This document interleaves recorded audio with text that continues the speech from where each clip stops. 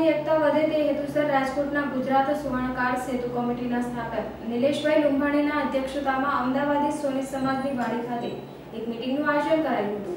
શનિવારના રોજ સુરત અમદાવાદી સમાજી વાડી ખાતે એક સમગ્ર સુરતના સુવર્ણકારોની જનરલ મીટિંગનું આયોજન કરવામાં આવ્યું હતું, જેમાં રાજકોટ ખાતેથી ગુજરાતના સુવર્ણકાર સેતુ કમિટીના સ્થાપક નિલેશભાઈ લુંબાણીની અધ્યક્ષતામાં મીટિંગ યોજાઈ હતી। આ મીટિંગમાં નિલેશભાઈ લુંબાણીએ તમામ સોનીભાઈને ચોરાવાલના પોલીસ દ્વારા થતી હેરાનગતિના નિરાકરણ કરવામાં આવ્યું હતું। નમસ્કાર, મારું નામ નિલેશભાઈ જયંતિભાઈ લુંબાણી છે। હું સુવર્ણકાર સુરક્ષા સેતુનો એક સંદેશ લઈને આવ્યો છું કે આપણા ભાઈઓ સુવર્ણકાર દરેક સુવર્ણકારની અંદરમાં જે પડતી મુશ્કેલી અને જે હાલ છે અધિકારીઓની જે કાંઈ કનડગત છે એ બાબતથી કોઈપણ બાબતથી સુવર્ણકારે ડરવું ન જોઈએ અને એકતા થઈ અને સુવર્ણકારોએ દરેકે એનો સામનો કરવો જોઈએ અને કોઈપણ વ્યક્તિ આપણે ક્યારે પણ દોષિત ન હોઈએ તો કોઈનાથી ડરવાની જરૂર નથી।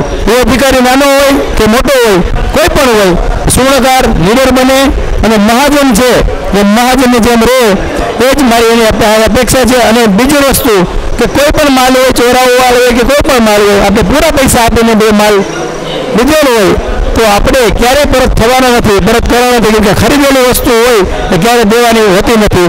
હું જાહેરમાં આ વસ્તુની અપીલ અને આ વસ્તુને હું ખોટી કાઢું છું કે જે કાંઈ અધિકારી આપણી પાસે માલ જમા કરાવે છે એ એક વસ્તુ ખોટી છે। કાયદેસર મારી પાસે જીઆર છે, ઠરાવ છે અને કોઈ પણ અધિકારીને મારી સાથે પર્સનલી આપણે કરવી હોય તો એના માટે અમે કાયમ માટે તૈયાર છીએ। કોઈ પણ વસ્તુ હોય, કોઈ પણનો જવાબ મળશે। સમસ્યા અનેક વિકલ્પ એક ગુજરાત સુવર્ણકાર સુરક્ષા સેતુ અમારી 18 જણાની ટીમ છે, રાતને દિવસ એક થઈને અમે નીકળ્યા છીએ અને જ્યાં સુધી આ સુવર્ણકાર સમાજ સુવર્ણકાર એક નહીં થાય ત્યાં સુધી અમારે કોઈ પણ તહેવાર મનાવવાનો નથી। એ વસ્તુ અમે જાહેરમાં કીધેલી પણ છે અને અમે નિભાવીએ છીએ। અસ્તુ આજે અમારી જે અહીંયા મિટિંગ હતી સુવર્ણકાર જાગૃતિ માટે ગુજરાત સુવર્ણકાર સુરક્ષા સેતુ તરફથી અમે જિગ્નેશભાઈ લોઢિયા, ઉદયભાઈ જોગિયા, પ્રવીણભાઈ નાંદા અને યશભાઈ પાટડિયા આ પાંચેય વ્યક્તિ આવ્યા હતા અને આ ટોટલ જાગૃતિ માટે થઈને અમે આવ્યા છીએ, સમાજની એકતા માટે થઈને આવ્યા છીએ, સમાજને એક કરવા માટે આવ્યા છીએ અને અમને આશા છે કે અમને આ જે કાંઈ અમે પ્રયાસ કર્યો છે એનો અમને લાભ મળશે। અસ્તુ।